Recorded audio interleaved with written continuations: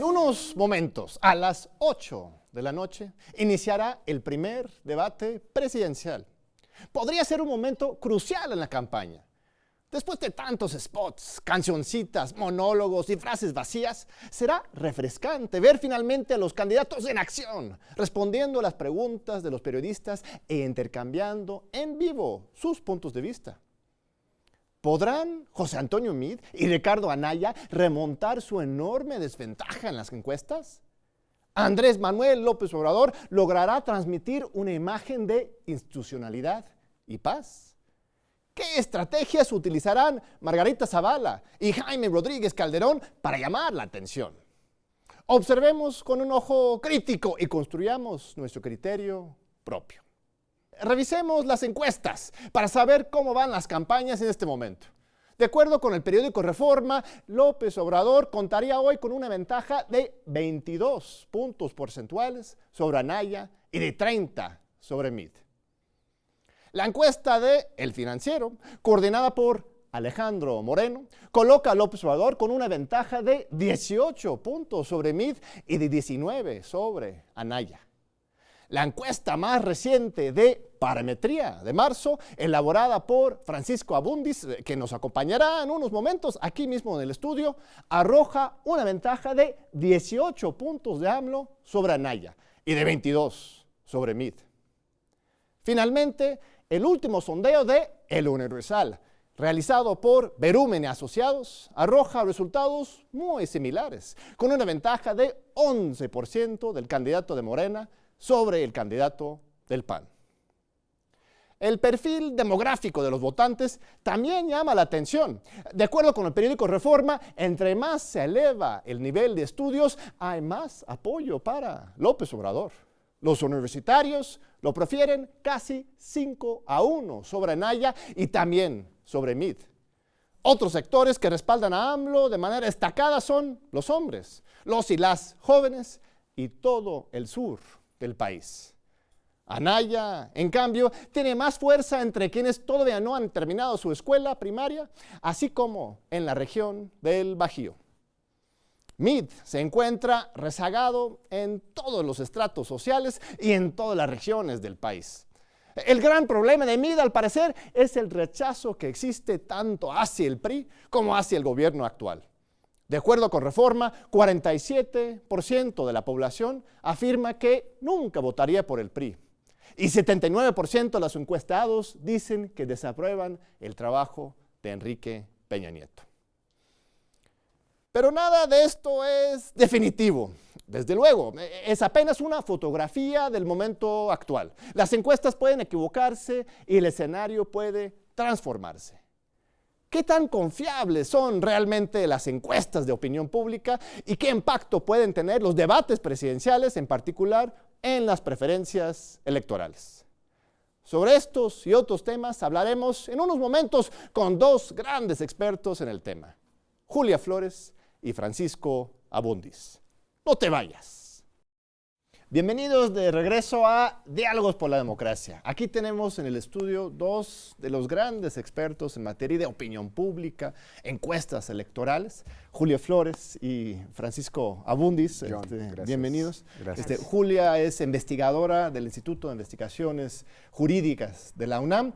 Ella dirige el Departamento de Investigación Aplicada y Opinión en ese instituto, nuestro instituto, y en particular ha dirigido unos estudios muy importantes para el mundo académico que se llaman Los mexicanos vistos por sí mismos, 50 años de cultura política en México y la encuesta nacional de cultura constitucional.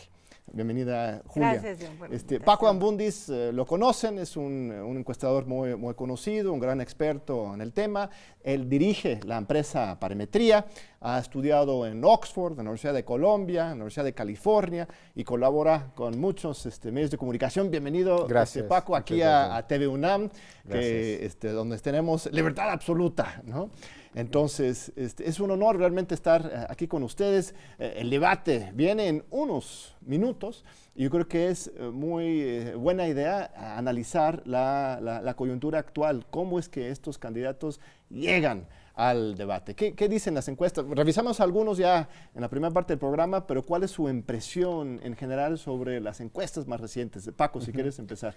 Mira, yo creo que hay en general consenso sobre quién es el líder de las mediciones. Estamos variando un poco entre quién es segundo y tercer lugar y las distancias entre el primero, segundo y el tercero. Es muy difícil que tomes las mediciones que están hechas por diferentes investigadores, periódicos o consultorías, pero si las pusieras en serie, las que tienen más similitud, digamos, en las últimas 3 semanas, da la impresión de que, a diferencia de lo que pensábamos antes de la intercampaña, del inicio de la campaña, es que tendríamos mediciones más cerradas. Y lo último que se ha publicado, a juzgar por esta semana, la de Reforma, por ejemplo, si la comparamos con mediciones anteriores, y ahí pongo la de Parametría hace 2 semanas, porque ciertamente con una colega como Lorena Becerra tenemos una metodología similar. Si las pusiera en términos comparados, daría la impresión que la elección se está abriendo. O sea, la expectativa de algunos encuestadores es que ya con el inicio de la campaña se iban a ir cerrando Andrés Manuel con Anaya y Meade, que se iba cerrando la competencia, cuando en realidad en estas 2 semanas por lo menos da la impresión que está ocurriendo justo lo contrario, que se están abriendo. El de Reforma por lo menos es hasta 22 puntos incluso, ¿no? Digamos, hay 48, 26, 22 puntos respecto al segundo lugar, López Obrador respecto a Anaya, pero son 30 puntos respecto al tercer lugar, claro. 48, 18. Eso es hasta este fin de semana. Claro. Hay 3 eventos importantes y las campañas siguen. Uno es el de esta noche. Así es. Ahora vamos a hablar de eso. Julia, ¿te sorprende este movimiento en las encuestas? ¿Tú esperabas también que se iba a cerrar los números? ¿O? Bueno, mira, yo lo que siento es que los números se están moviendo. Todo el tiempo se van a estar moviendo dentro de ciertos rangos a medida que anuncien las campañas, que sigan las campañas con los debates, etcétera. Los números se están moviendo. Hay gente que le gusta estar viendo todos los días una diferencia y quiere encontrar algo definitivo, pues no se puede, porque para eso son las campañas y los números se mueven. Lo que a mí me llama la atención, comparando nosotros que estuvimos en las elecciones de 1994, que todos aquellos factores que fueron elementos de certeza en 1994, hoy son todo lo contrario. Entonces, por ejemplo, las encuestas entonces de salida, conteos rápidos y demás, daban una gran certeza. Hoy no. Hoy abonan a la incertidumbre. Las encuestas de salida, a boca de urna, pues. Las encuestas, que fue la primera vez que se hicieron, digamos, en una elección presidencial, daban una gran certeza, porque casi todos se asemejaban los resultados de 94. Hoy no. O sea, toda una serie de cosas que abonaban a la elección de 94 han cambiado mucho. Pues entonces, o sea, tú hablas específicamente sobre las encuestas de salida, bueno, entrevistan no, de salida o conteos rápidos o lo que sea, ese tipo de instrumentos antes abonaban a la precisión. Hoy son elementos que abonan a la incertidumbre. Pues sí, porque no consiguen, a veces algunos dirían que eso es porque hay fraudes electorales. No, pero no sé, algunos dicen que votan por un lado y por otro lado lo que ocurre es otra cosa. Pero lo que tenemos es aparte una autoridad muy golpeada. Sí. El Instituto Nacional Electoral muy golpeado ahora y en cambio en 1994 otra cosa. O sea, es una situación muy diferente. Yo sí creo en los resultados de las encuestas en general, pero también tengo la idea de que esto todavía no se ha sentado. O sea, los mismos encuestadores también han pasado por épocas de mucho cuestionamiento, ¿no? Las elecciones de 2012, las intermedias de 2015, de repente las encuestas se equivocan. ¿Son confiables en general las encuestas en México? Pero yo diría que sí. Mira, México es de los países que tiene mejores encuestadores. Bueno, aquí hay son pocos, no, pero son pocos, mira. Es referencia propia. Te voy a decir, no, si vamos a 2012, 2015, etcétera, los encuestadores no es que se equivoquen, ¿qué es lo que sucede? A ver, ¿por qué se equivocaron? También en Israel, también en Argentina, también con el Brexit, también con el referéndum por la independencia de Escocia, en lo de Cataluña, en Uruguay, en Colombia. O sea, ¿qué es lo que está sucediendo? Yo creo que allí el problema es otra cosa. Bueno, es una hipótesis particular. es un instrumento, lo que cambió fue la sociedad. ¿Coincides, Entonces, Paco, con son confiables las encuestas aquí en México en particular? ¿O tenemos que ser muy suspicaz y cautelosos con estos números? Algunas diferencias y algunas coincidencias. Yo creo que las encuestas siempre son confiables, depende cómo se les lea y depende qué información quieres de ellas. Hay quien confunde precisión con escenarios y quien le demanda a las encuestas precisión. Luego hay quien le demanda predicción sobre otro que es diagnóstico, ¿no? Diagnóstico contra pronóstico. Yo creo que lo que estamos aprendiendo, siento decirlo así, es lo que algunos decimos desde hace mucho tiempo, que hay que ser muy cautos con la lectura de encuestas y con los números que reportan. Y si antes teníamos escenarios de volatilidad, si tenemos gente que decidía su voto en la última semana, incluso en la urna, o teníamos escenarios o problemas con la no respuesta, o teníamos problemas con el votante probable.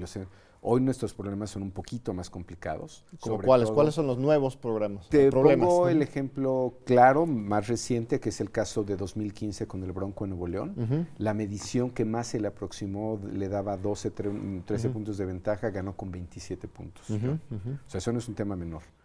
Porque los votantes escondían sus preferencias. 2016, y hay, hay varios diagnósticos ahí. Puede ser la no respuesta, puede ser literalmente voto oculto. De hecho, la no respuesta se puede modelar. Debo decir que hay un problema peor que ese, que es cuando te responden y no te responden lo que hicieron, ¿no? Que te mienten o cambian de última hora. Otro escenario. Sí. Si sirve de consuelo, eso está pasando en muchos lugares del mundo, literalmente, y son los ejemplos que puso Julia, no solamente preelectorales. Hay casos extremos como el Brexit en la Gran Bretaña, donde por 5 horas los británicos pensaron que eran continentales europeos. Y hubo gente que se fue a dormir pensando que era parte de la Comunidad Europea y se despertó sabiendo que no eran parte de la comunidad. Entonces, yo creo que primero, si dimensionamos bien el método, ¿para qué te sirve? ¿Qué es falible? ¿Hasta dónde alcanza? ¿Qué es falible? Y si lo dimensionamos bien, nada más un último apunte, y ahí tal vez es donde tendría mayor diferencia con Julia. Yo no creo que las mediciones sean un elemento de incertidumbre, ni creo que afecten en mayor medida a las instituciones democráticas. Las instituciones pueden tener sus propias crisis y pueden tener sus propios errores. Le hace Coahuila 2017, donde el PREP no coincidió con su conteo rápido. O el Estado de México, el recorte del conteo rápido pero también. Ese es un problema institucional. Si de pronto hay una televisora que dice que Puebla lo gana con un partido por un punto y el día siguiente tiene que reconocer que ganó el otro partido por 13 puntos, como pasó en 2010, perdón pero eso no es más que una anécdota. Porque, porque la elección y el ganador fue el ganador. Entonces, cuando tú tienes instituciones democráticas que funcionan... Claro, no podemos culpar a los encuestadores por la desconfianza. Más bien al contrario, a veces los encuestadores nos pueden dar elementos más reales. Pero a ver, además hay que tener mucha cautela con estos números, pero es una realidad que hay una efervescencia social a favor del observador hoy. O sea, eso no lo está inventando nadie. Que esto implique que sea inevitable su victoria, pues eso ya es otra cosa. Una tragedia hoy para las pero sí representa algo. Rápido, una tragedia hoy sería que, dada todas las mediciones que tenemos, que terminara ganando Margarita Zavala. No es que no sea posible, es poco probable. ¿No? En escenarios de probabilidad tenemos un líder bastante claro, mucho más que en otros años. Claro. Julia. Sí, yo estoy de acuerdo con eso. A lo que decía, a diferencia, al hacer la comparación del 94, Paco, y en esto no son los encuestadores, fíjate, tienen que ver los medios y las redes sociales virtuales. O sea, primero, los periódicos reportan cualquier cosa, cualquiera que les des a conocer, la reportan. No importa la fuente, no importa quién sea, etcétera. Y todos sabemos que en estas épocas pues muchas encuestas son negocio, no son ni siquiera... Así es. Entonces, este tipo de poco cuidado de los medios contribuye, yo creo que a confundir los escenarios. Entonces, y dos, las redes sociales también, que esos son elementos que no estaban presentes en el 94. Yo tengo una lectura más optimista en términos del escenario. Yo recuerdo en 2006 viendo la televisión, López Dóriga los resultados electorales, ahí sentadito en mi casa esperando.